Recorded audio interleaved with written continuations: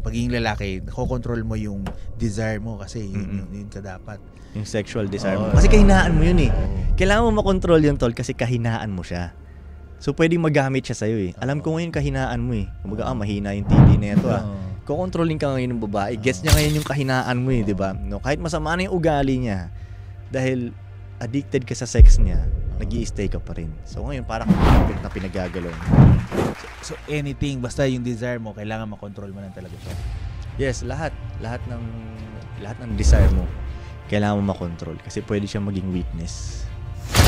At panahon nga rin ngayon, tol, yung mga babae may mind, lalo na dito sa Maynila, yung may mindset sila na ay nilang tulungan yung lalaki. May ganun silang mindset na parang, 'di ba?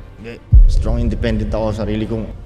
May ganun na silang mindset, hindi katulad ng unang panahon na talagang ang relationship ay teamwork. Ngayon hindi eh, parang hindi ganun yung purpose ng relationship ngayon, hindi teamwork na vibes eh. Mas kanya-kanya siya eh. Anong tingin mo diyan sa nabanggit mo, strong independent woman? Anong masasabi mo diyan? Wala namang na-attract ka ba dyan or hindi? Iyan ba yung tingin mo na aligned ka ba dyan or hindi? Wala naman sigurong masama doon.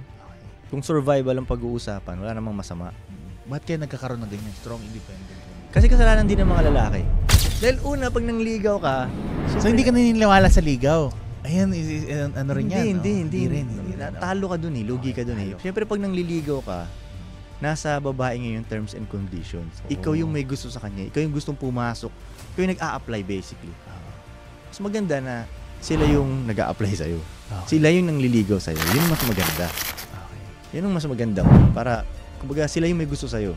Pag nangliligaw ka, ikaw yung may gusto sa kanila eh. So ngayon, sila yung boss tuloy. Diba? Nasa kanila ngayon yung decision kung bibreakan ka o hindi. Diba? Sige. Kaya minsan sabihin nila, sige, subukan mag-basketball, mag-break tayo. May ganun silang power. Kasi ikaw nang ligaw sa kanila eh. Ganun talaga, tol, brutal talaga para sa ating mga lalaki. Kung sinong mahina, pinagtitripan talaga. Kung sinong mahina, bully talaga. Yes mo, which is okay din. Hindi ko sinasabing pro ako sa bullying. Pero kung titingnan mo, may magandang part din siya dahil ma-check mo yung sarili mo eh. 'Di ba? Parang yan, na-check mo yung sarili mo, 'di ba? Parang ba't ba ako binubully? Ayusin ko nga yung shit ko.